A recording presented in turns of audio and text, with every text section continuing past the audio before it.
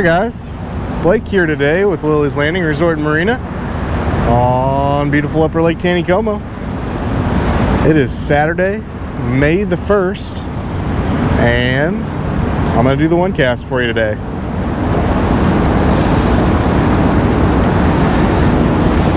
So, today, I boated up here. I'm starting right here next to the cable. We are on the south side, over here in the warm water side. It's a beautiful and busy Saturday here on the lake. They are running 5 floodgates at 1 foot apiece and 3 generators for a total of 15,000 cubic feet per second. It's probably 75 degrees now. We're looking at a high for 81 today. And let's go over what I got rigged up here today. I brought a few different things with me. So let's see here on this rod. I've got an 1/8 ounce all sculpin jig with 2-pound tests.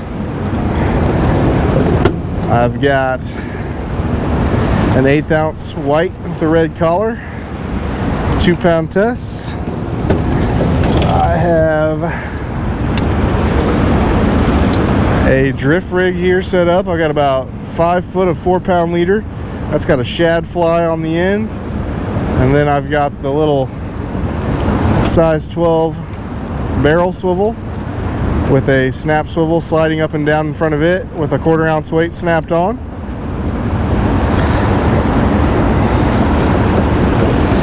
And lastly, I have a fly rod here. I've got a white mega worm with a 100th ounce head, about 15 inches above that. I've got a ton of split shot. That's 2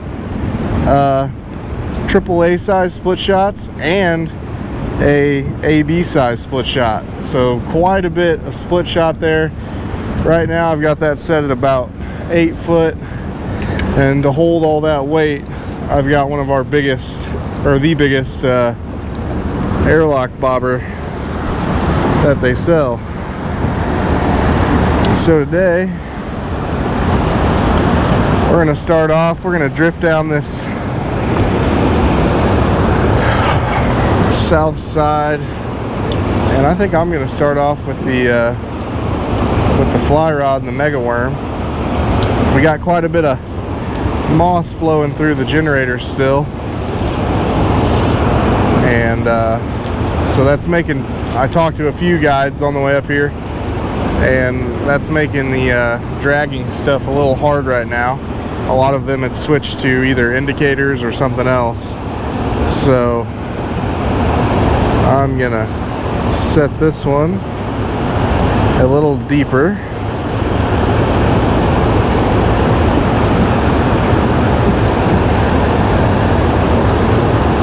And we'll start there. Oh, so lots of good reports about the shad. Oh, I just had a fish bite that when I was dangling it in the water. That does not count at all. That's funny though. Okay, take us off spot lock. I'm gonna let the boat get to drifting. When you're casting this much split shot, I heavily suggest doing a water load cast, where you take it, let it land on the water behind you, and then launch it forward, because that is enough split shot to really hurt if it hits you.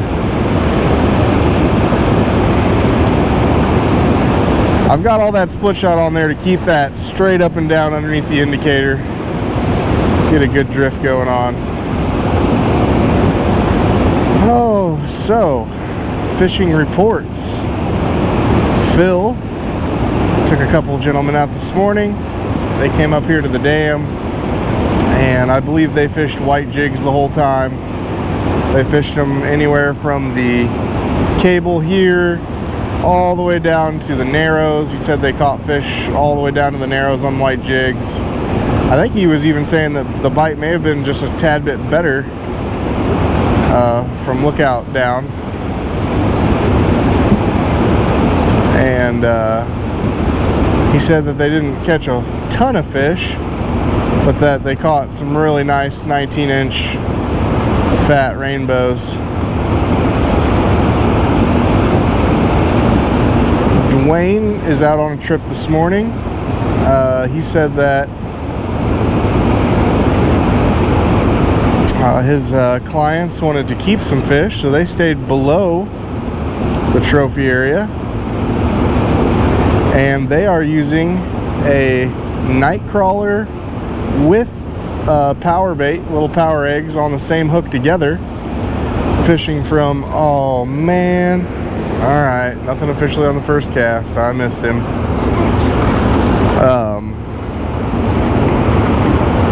Anyway, they were fishing from Dino's dock, which is now Scooter's dock, down to Short Creek with the Nightcrawler power egg combo. I think he said pink was the color of the power egg. He said they were getting into some fish doing that.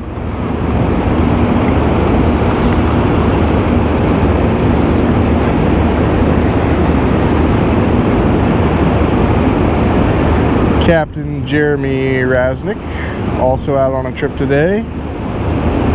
I believe they came up here first, said that morning bite, there's a fish, said that morning bite was real good.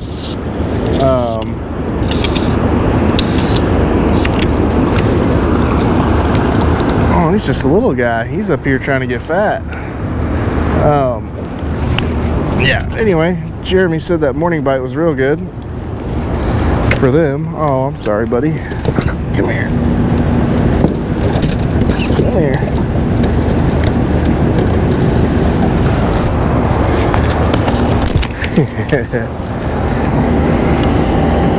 There he is.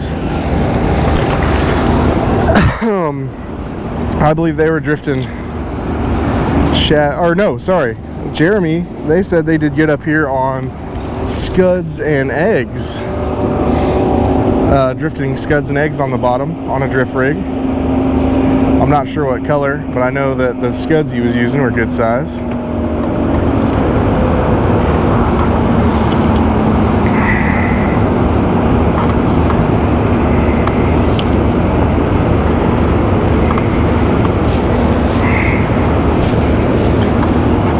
There are a ton of boats up here today.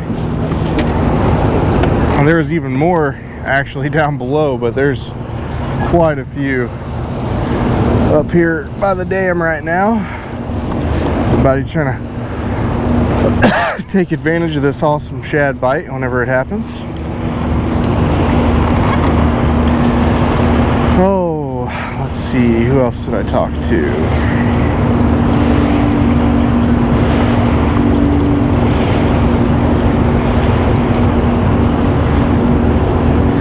Captain Billy, and I'll have to forgive me, I don't remember his, there's another fish. I don't remember his last name at the moment. Yeah, I'm catching some little ones up here. Captain Billy said they were they came up here this morning and did real good on the shad bite, and then they were down there trying to keep some fish.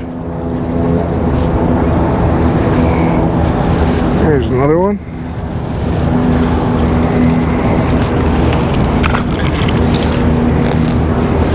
There we go. That's one way to get them off there. Always make sure that your mega worm is straightened out. This one just tangled around the hook here.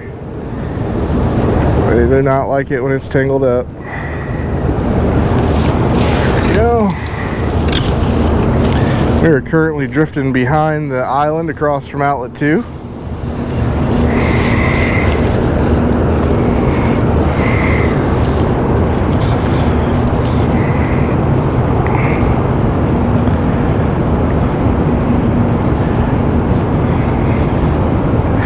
I should have looked, I should have turned on my depth finder and took a look at it. I'd like to know what the water temperature is over here on this warm water side. I know that this surface water coming off of Table Rock is warming up our lake. Trout, though they are a cold water fish, the water has been in the 43 to 44 degree range for a while. And they actually, ooh, there was another one. They actually do not prefer it that cold. They tend to like it a little bit warmer, right in that 50-degree range. Man, they're hitting that thing right here. Wrapping it up.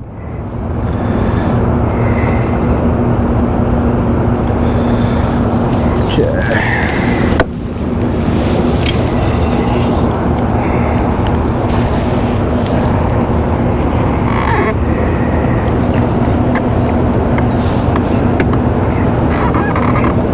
Currently going over the top of rebar hole, just about maybe 60 yards below the island here.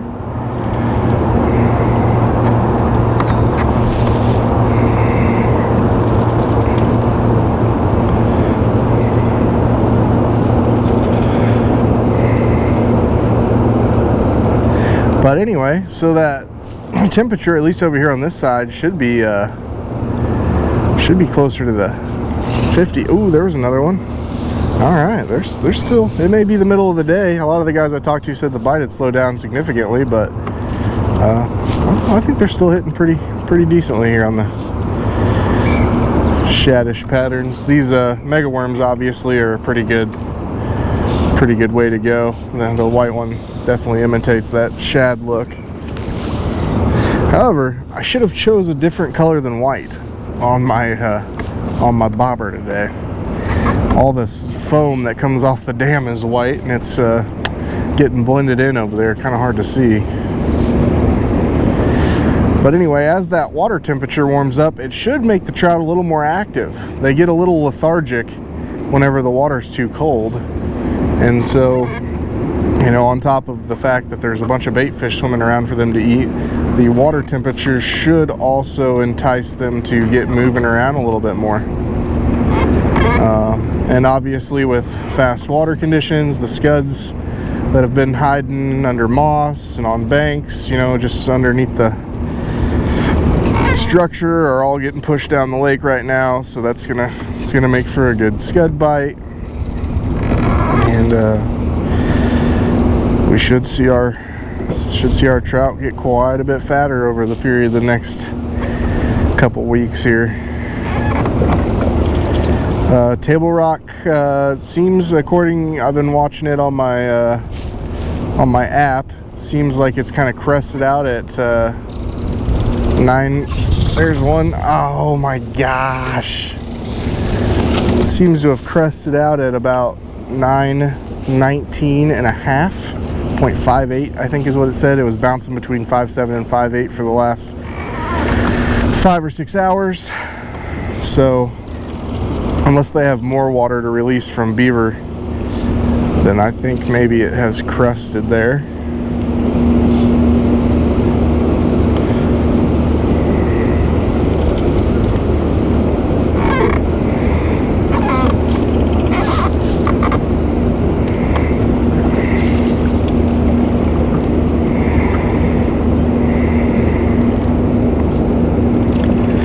I brought all those different rigs in hopes to try them all, but the mega worm under the float seems to be getting a fair number of bites, so it's kind of hard to switch.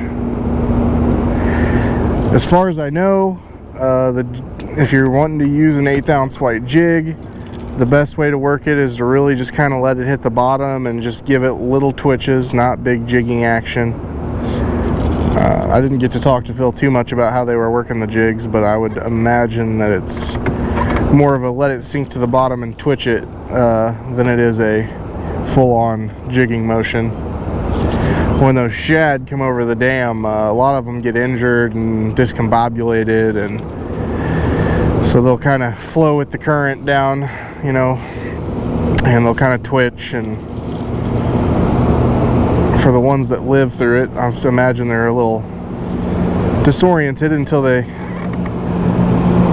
get acclimated to the water conditions. So they kind of just do little injured twitching motions, and that's kind of what you're looking to imitate when you're working that jig. And then the other ones that die, they just kind of, you know, wherever they wind up in the water column, they just kind of float down the lake, which is kind of what this is imitating right now.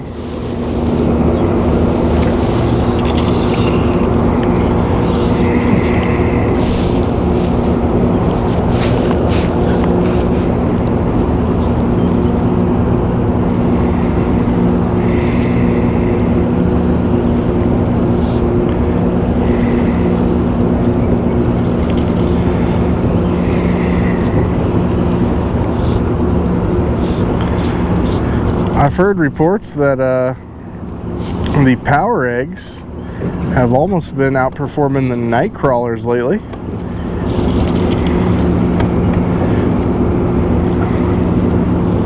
And sounds like mixing them together on the same hook, a night crawler and a power egg, is working pretty good too, so might be something worth trying.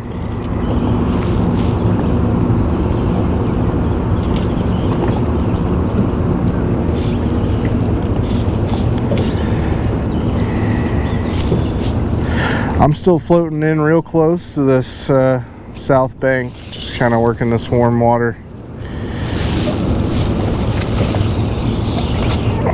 I know that a lot of the times when the shad come over, they kind of get pushed to the eddies and pushed into the banks.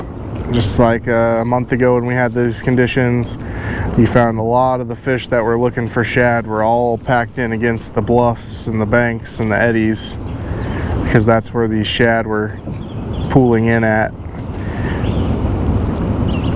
as they came over.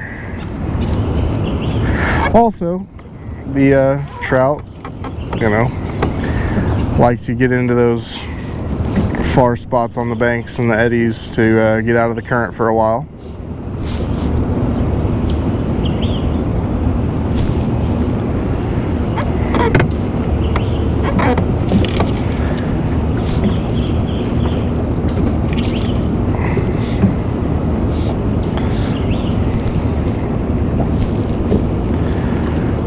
So another thing to do would be get up here at the spot lock, and you know, like right there behind the backside of the island, that's a great spot to anchor out in and throw those jigs on either side of the current. This little spot right here in front of me, there's a if you know the area, there's a public walk-in over here from a trail, and it's just right below that. There's some big eddy pockets right here that you can pull your boat up in and spot lock and fish those seams. Now, I'm not sure, I've gotten into some deeper water here. It might be that I need to increase the depth of that.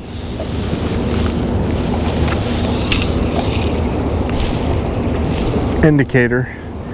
But we're moving pretty fast, and pretty soon we'll be over the Trophy Run Island flat. So I think I'm just going to stay right where I'm at on the depth.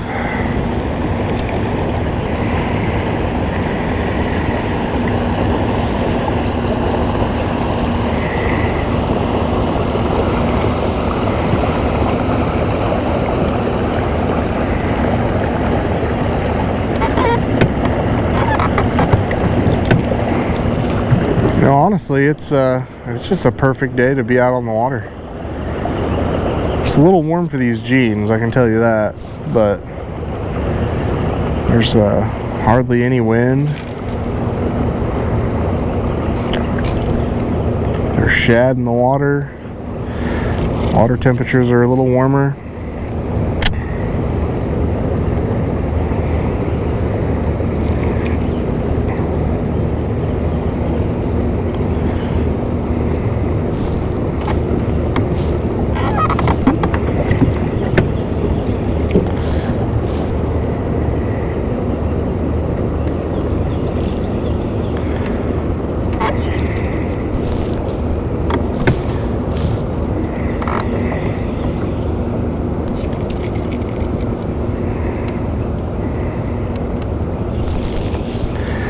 Might be a spot to just try the jig for a second.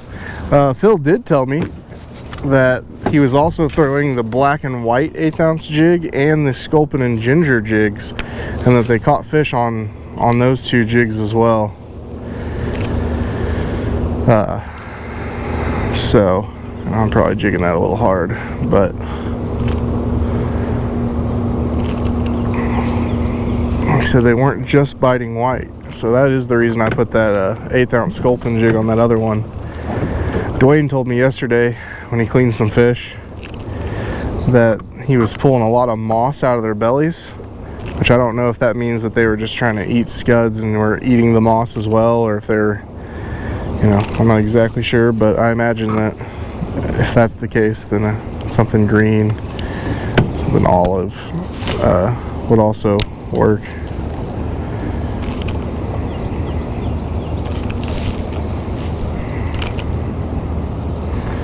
I'm running 2 rods right now. I'm trying to keep enough tension on my fly line that I might be able to pick it up and set the hook if one bites.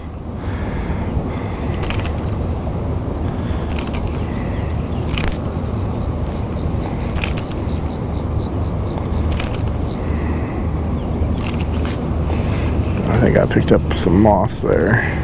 Nope.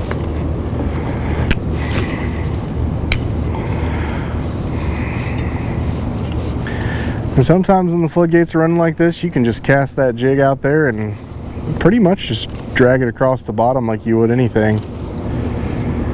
And so that's not a bad option either.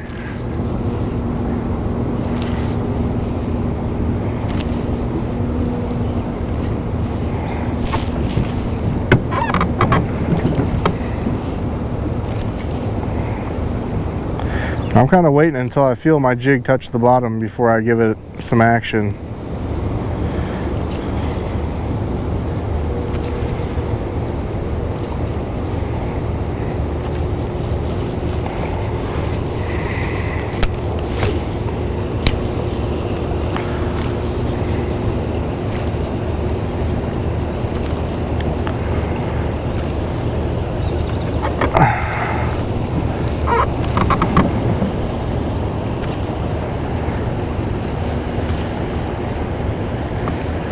Dwayne had a trip yesterday evening. He said that they got into a good amount of fish below Fall Creek using the white jigs and the shad flies. So I think they're seeing shad all the way down there too.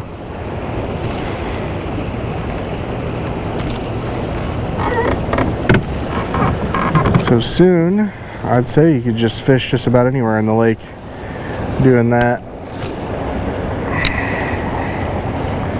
I know the bluff right across from our dock down Cooper Creek Flat was really hot after the shad had a few days to be in the lake last time, and so I imagine that's going to be hot again soon.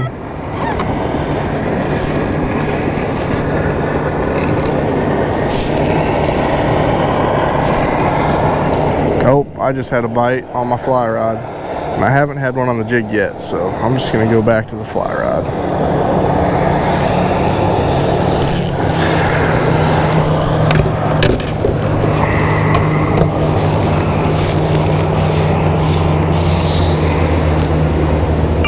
Just make sure it's not tangled.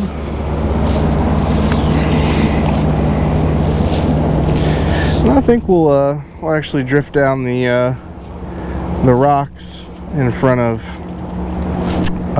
Trophy Run's resort there, because a month ago when we had the shad come through that stretch right there from where it goes to the rock bank to the clay banks there, that was some really good pockets for fishing shad patterns. So we'll try drifting this mega worm over the top of them and see if there's any in there eating. It's not ideal time right now. It's kind of that noon area, and it's going to be a little tougher fishing.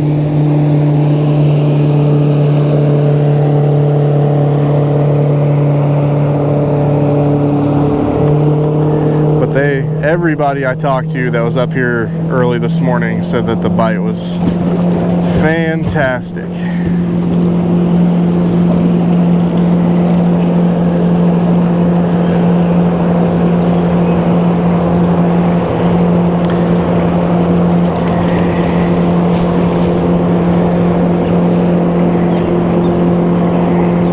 If you are going to come fish with underneath an indicator with either a shad fly or a mega worm, or anything that looks like a shad, even like a smaller white jig,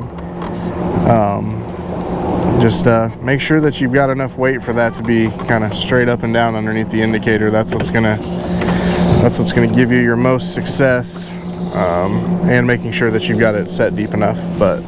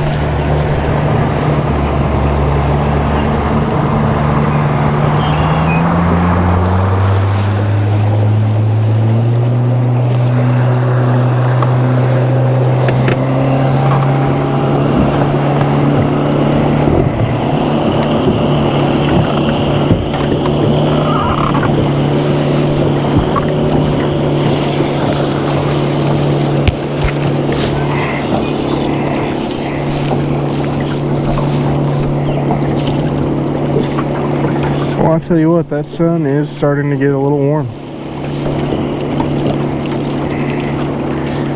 I feel like coming back out here this evening, they'll probably be hitting that, a little better. But for the middle of the day, I'm still getting quite a few bites, so this is pretty good.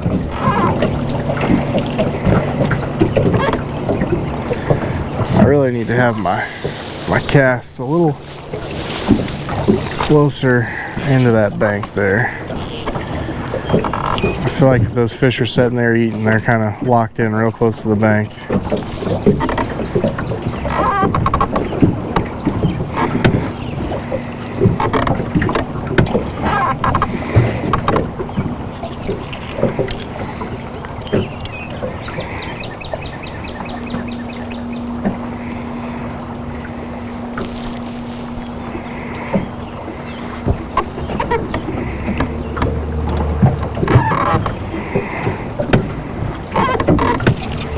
Oh, there was one.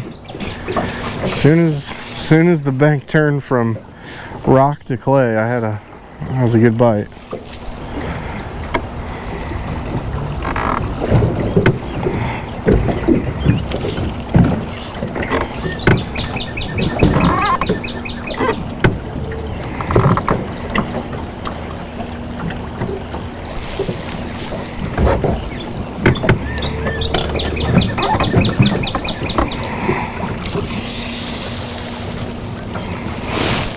Got a little bit of moss on the head of my...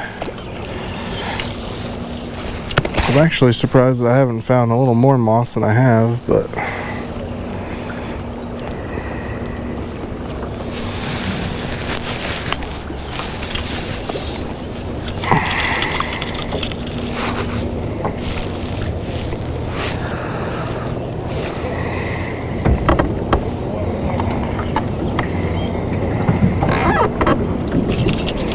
I've still got that set at right around 9.5 feet deep. Most of the water up here is fairly deep right now, so 9 to 10 foot when water's like this is usually a pretty good bet, and there's definitely some spots where you could go a little deeper and maybe be more successful.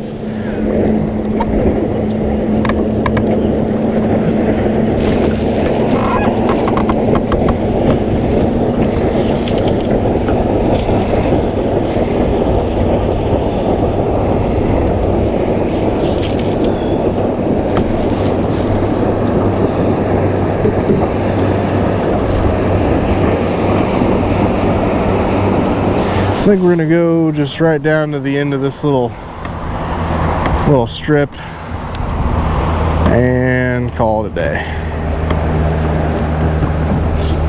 Oh, I had a bite.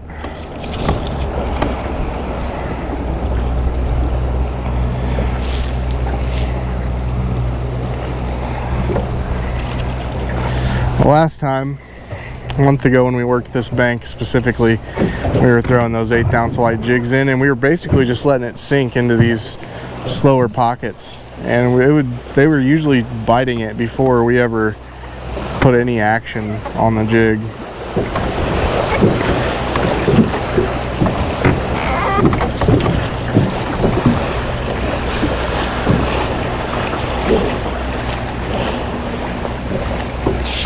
Oh, there was one. He was on there. I don't think he had the hook in his mouth though. I think he just had the tail of the mega worm.